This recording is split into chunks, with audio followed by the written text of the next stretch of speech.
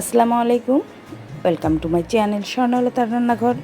স্বর্ণলতার রান্নাঘরে আবারও একটি নতুন রেসিপি নিয়ে চলে এসেছি। খুবই মজাদার এবং সুস্বাদু নরম তুলতুলে ঘিয়ে ভাজা শাহি পরোটা বা নওয়াবি পরোটা। এই পরোটাটি খুবই মজাদার এবং নরম তুলতুলে, দেখুন কতটা সুন্দর। তো এই রেসিপিটি আমি আজকে আপনাদের মাঝে শেয়ার করছি। তার আগে বলে নিই, যারা আমার চ্যানেলটিকে এখনও সাবস্ক্রাইব করেননি তারা অবশ্যই সাবস্ক্রাইব করে ফেলবেন। যারা সাবস্ক্রাইব করেছেন তাদেরকে অসংখ্য পরিমাণে ধন্যবাদ। লাইক কমেন্ট শেয়ার করে দিবেন আর বেলটিতে ক্লিক করে আমার পাশে থাকবেন। আমার নতুন নতুন ভিডিওগুলো পৌঁছে যাবে আপনাদের কাছে। তো প্রথমে এখানে আমি 1.5 কাপ পরিমাণ ময়দা নিয়েছি, আপনারা চাইলে আটাও নিতে পারেন। দিয়ে দিচ্ছি পরিমাণ মতো লবণ এবং দিয়ে দিচ্ছি হাফ চামচ পরিমাণ বেকিং পাউডার, দিয়ে দিচ্ছি 1 টেবিল চামচ পরিমাণ চিনি।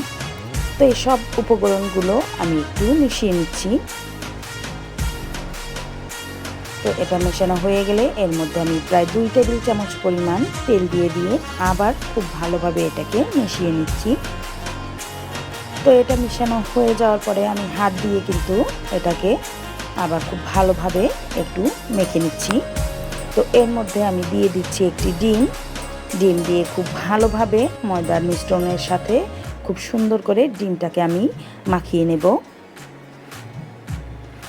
এটাকে খুব ভালোভাবে মাখানো হয়ে গেলে এর মধ্যে আমি কুসুম গরম পানি অল্প পরিমাণে অ্যাড করে দেব এবং এটা দিয়ে আস্তে আস্তে আমি খুব সুন্দর করে একটি খামির তৈরি করে নেব। এখানে লক্ষ্য রাখতে হবে পানির পরিমাণটা কিন্তু বেশি দেওয়া যাবে না, অল্প অল্প করে পানি দিয়ে কিন্তু খামিরটা তৈরি করতে হবে। তো এভাবে কিন্তু আমার পরোটার খামিরটা তৈরি হয়ে গেছে। এটাকে 10 মিনিটের জন্য রেস্টে রেখে দেবো। আপনারা চাইলে আরও একটু বেশি সময় রাখতে পারেন, আবার নাও রাখতে পারেন। তো 10 মিনিট পরে আমি চলে এসেছি। হাতের সাহায্যে খুব সুন্দর করে এটাকে আমি আবার একটু মথে নেব বা মেজে নেব। তো এটা মথে নেওয়ার পরে এটাকে আমি একটু ভাগ করে নেব। আমি হাত দিয়েই কিন্তু সমপরিমাণভাবে ভাগ করে নিচ্ছি।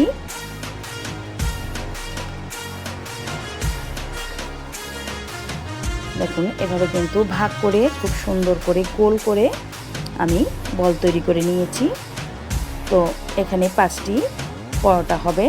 আমি সবগুলো বল তুলে নিয়েছি এবং একটি বল আমি খুব সুন্দর করে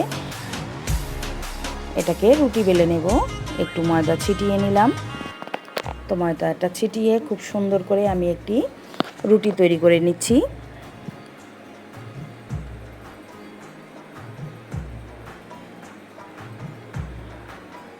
তো রুটিটা তৈরি হয়ে যাওয়ার পরে এখানে আমি কিন্তু তেল দিয়ে দেব।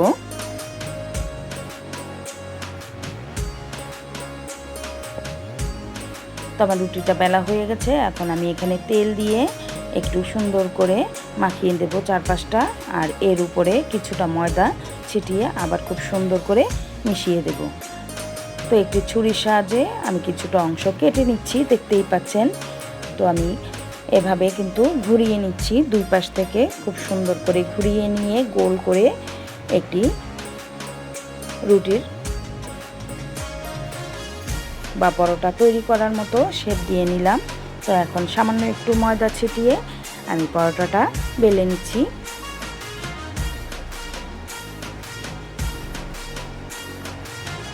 তো এভাবে কিন্তু সবগুলো পরোটা আমি তৈরি করে নেব। আমার পরোটাগুলো এভাবে তৈরি করে তারপরে আমি ভেজে নেব।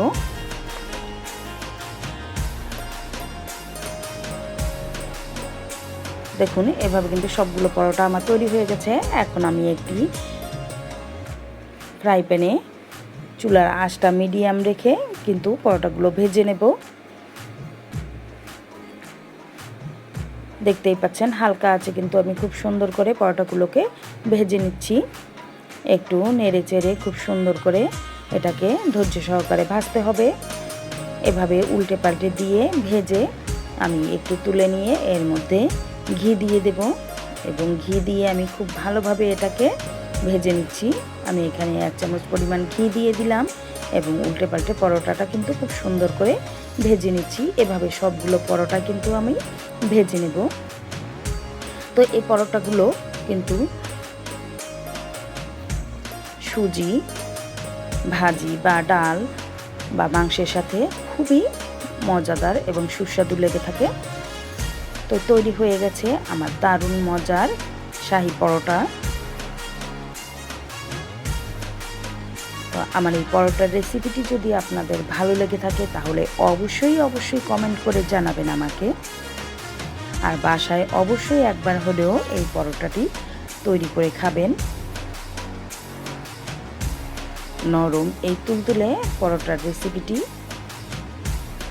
আপনাদের মাঝে শেয়ার করতে পেরে আমার খুবই ভালো লাগে।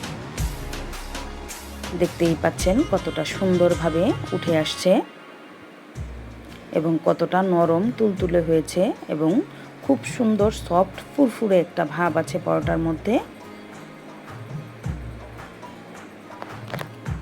তো সবাই ভালো থাকবেন, সুস্থ থাকবেন, আর আমার চ্যানেলটিকে অবশ্যই সাবস্ক্রাইব করবেন আর পেজটিকে ফলো করবেন। সবাইকে ধন্যবাদ জানিয়ে আজকের মতো বিদায় নিচ্ছি। আল্লাহ হাফেজ, আসসালামু আলাইকুম।